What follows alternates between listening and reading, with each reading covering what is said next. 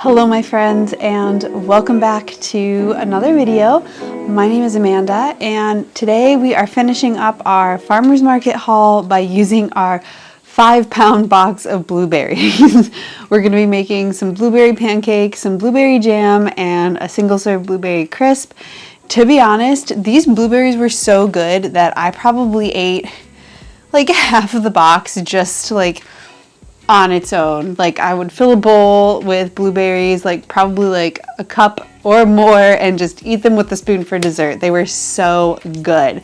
All of these recipes I did, well, I ran out of blueberries, to be fair, for the crisp, so I did use frozen, but I intended on making it with fresh blueberries. So you can use fresh or frozen blueberries for any of these recipes. If you do use the blueberries that are frozen for pancakes, I would recommend tossing them in a little bit of dry flour before you add them into the wet mixture. That way they just don't bleed all over the place and turn everything blue, unless that's what you want. But yeah, so yeah, we're gonna make some blueberry recipes with our fresh blueberries from the farmer's market. So if that sounds good to you, stick around. And if you wouldn't mind hitting that thumbs up button and liking this video, subscribe if you're new, and maybe share this video with a friend, I would really appreciate it. So without further ado, let's get into the recipes. Jumping into our first blueberry recipe of the video, we are making sourdough blueberry pancakes, and I will leave the recipe linked below that I used for this.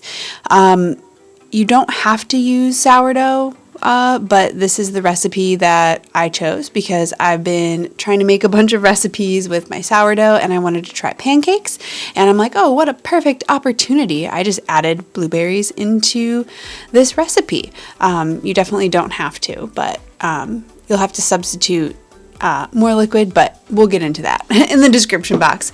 So I first mixed all my dry ingredients into a bowl to get them kind of generally combined, because you want to make sure like there's no clumps in your sugar when you're mixing it in with a flour mixture, because it'll just stay a clump.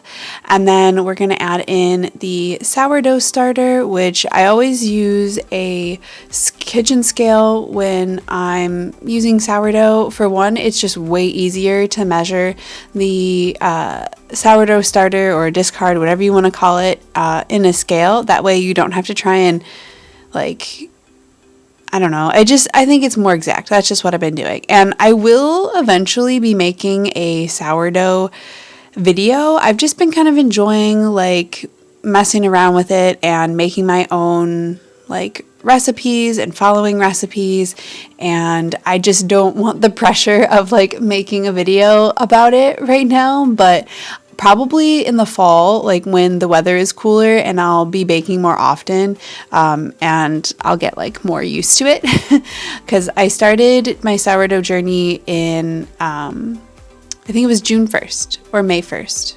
No, I think it was June 1st, yeah.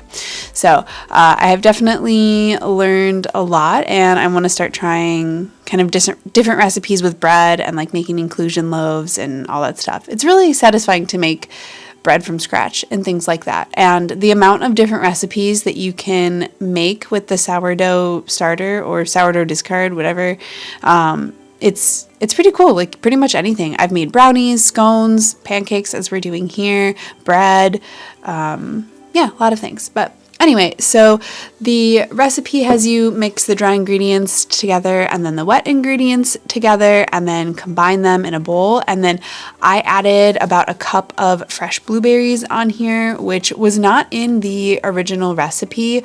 So you can probably add whatever inclusions that you want. And then my dad has this like cast iron skillet pan, so I'm like, well, let me try and use this cast iron skillet to make all these pancakes so I can do them all at once. So this was an experiment for me as well, in addition to my first time making sourdough pancakes. So I think I used about a third or a quarter cup of batter here for each pancake, and because of the blueberries, it kind of like clumped together.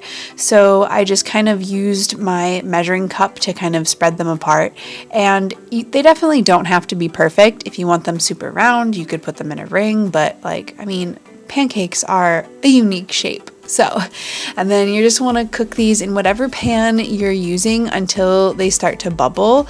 I don't think my pan was heated up enough. This is the first time I've used this skillet too. So I don't think the pan was like hot enough, or maybe they hadn't cooked long enough. But I definitely was having a hard time with this pan. You could see the pancake in the middle like wasn't quite done, which was like in between the two burners. But you know, it was something different, learning experience and a little experiment in the kitchen. But essentially, you're just gonna cook the pancakes until they are nice and golden brown.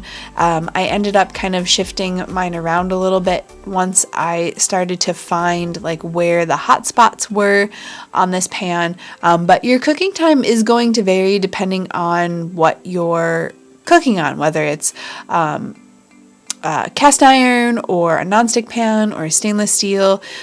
So you just kind of have to be patient and don't have the heat too high, otherwise they'll burn right away and then the inside won't get cooked. But like, I love how the blueberries just like started to burst, and like these pancakes were so good. Like, I haven't had a good pancake in a while, and I don't know if it's the sourdough or just the deliciousness of these fresh blueberries from the farmer's market, but like they were so fluffy and moist and flavorful.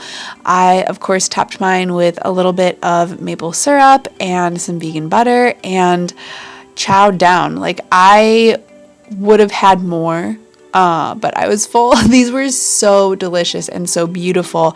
10 out of 10, highly recommend blueberry pancakes with fresh blueberries. And then the next recipe we're going to do is a pretty versatile one. We're going to be making blueberry jam.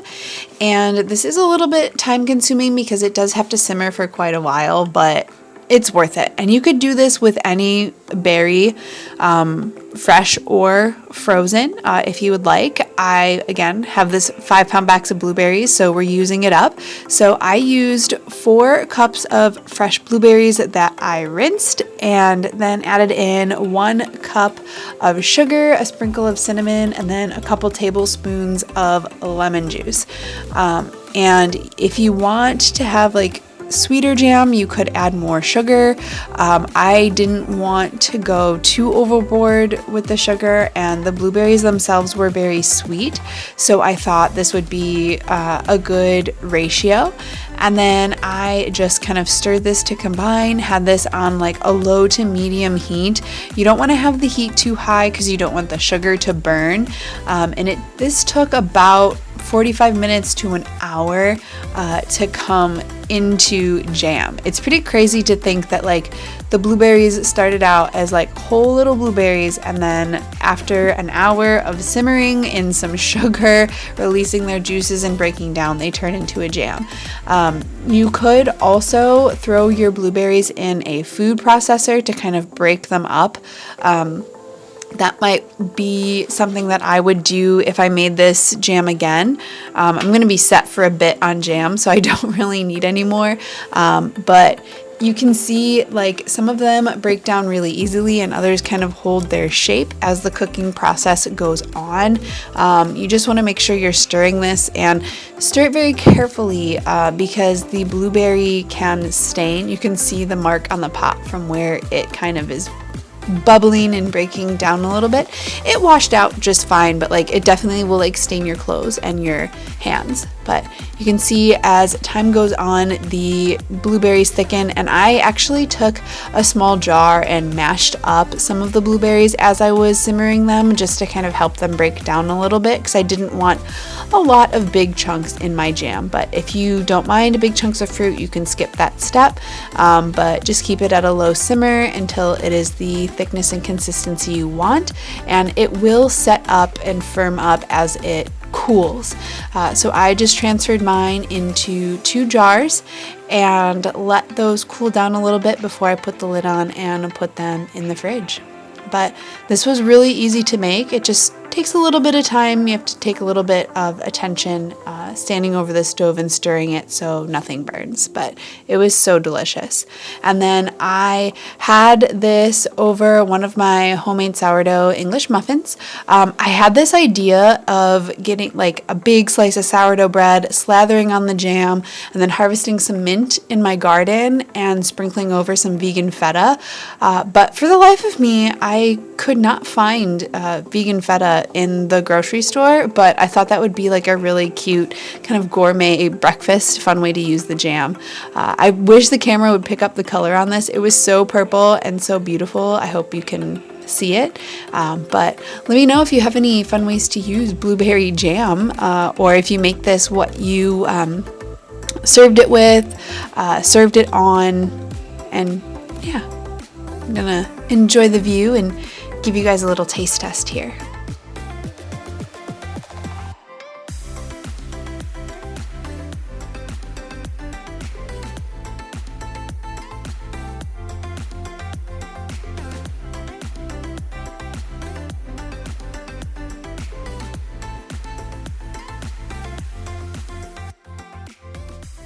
That's really good. It's not super sweet because I did 4 cups of blueberries to 1 cup of sugar. The English muffins are good too because I made these the day before I made the jam. They're a little sour, which is the whole idea of using sourdough, but it's really good. You could make jam like this with any type of fruit probably. It doesn't have to be fresh. These blueberries are just so good. So, 10 out of 10. Make your own jam. Yeah, love it.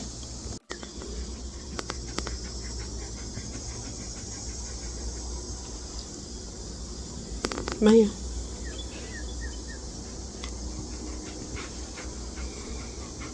And then, as I said, for most of the blueberries, I honestly just ate them because they were so good and so sweet. So here is proof of that, one of many bowls of blueberries that I literally just had for dessert throughout this week while I was making all these recipes and just thoroughly enjoying the amount of blueberries that I had. And then the last recipe we're going to go through, we're going to make a single serve like blueberry crisp, blueberry crumble, and that's not almond flour, it's regular flour. I just never relabeled the container. I don't have that much almond flour in the house anymore. But anyway, so the first thing we're going to do is melt 1 tablespoon of butter in the microwave, add a little sprinkle of cinnamon in there, along with a little pinch of salt. And these don't have to be exact measurements because depending on how much you're going to make, you're going to probably like vary the amount. This is for the crumble. So I did 1/3 cup of oats. I would do 1/2 cup of oats because I did end up adding a little bit more oats to this as I mixed everything together. 1 tablespoon of brown sugar, or you can use maple syrup, and then about 1 tablespoon of flour. You may need a little more, a little less, depending on like which butter you use, or if you use maple syrup, it'll be a little bit more liquidy, so you might need a little bit more flour just to kind of bring everything together. But just kind of, this is the crumble topping, so it doesn't have to be perfect. We just want it to be kind of sweet and delicious.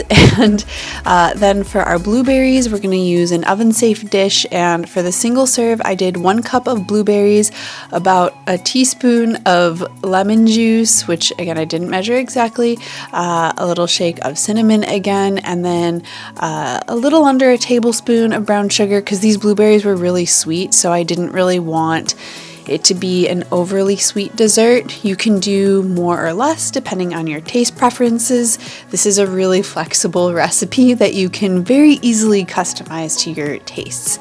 And then I also added 1 teaspoon of cornstarch just to kind of have everything kind of come together. When it starts to bake, it'll start to solidify, and this will like thicken the sugary juices to make it more luscious and wonderful to eat.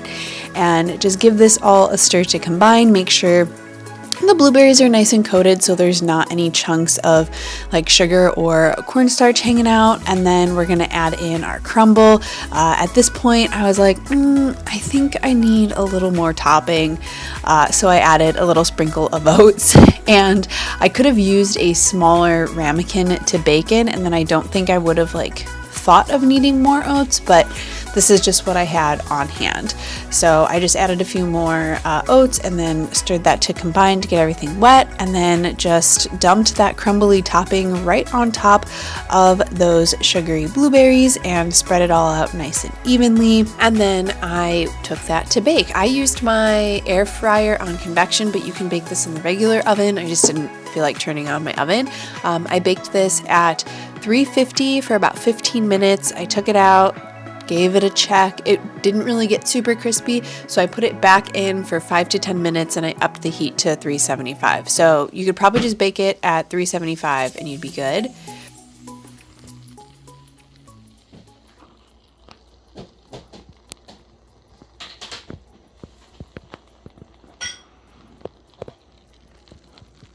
Just wanted to pause for a cause for you to hear the bubbles. It was so cool to like see that through the ramekin. I don't know, I'm a nerd, I guess.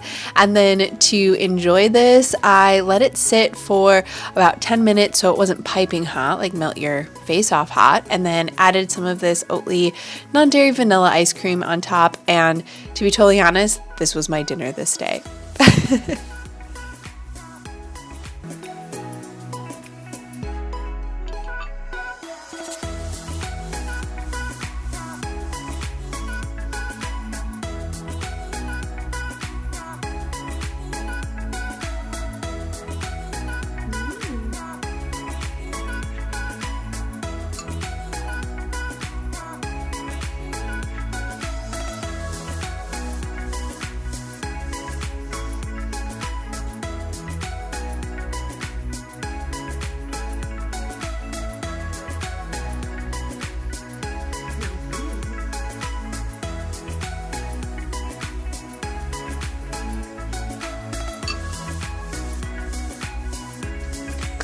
All right, my friends, that is a wrap on today's video. Thank you so much for sticking through to the end.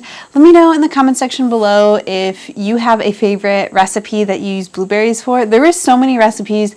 Like I even did a search just to get inspiration and see, and I just didn't have enough blueberries to make every single thing.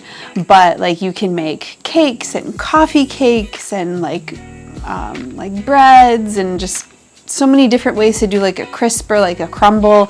There's really endless possibilities to use berries in that regard, or just eat them because they're good for you and they taste good and they're high in antioxidants. But anyway, so let me know which recipe you liked best, how you used it, or what your favorite way to use fresh blueberries is this summer, and we can have a little chat about that in the comments.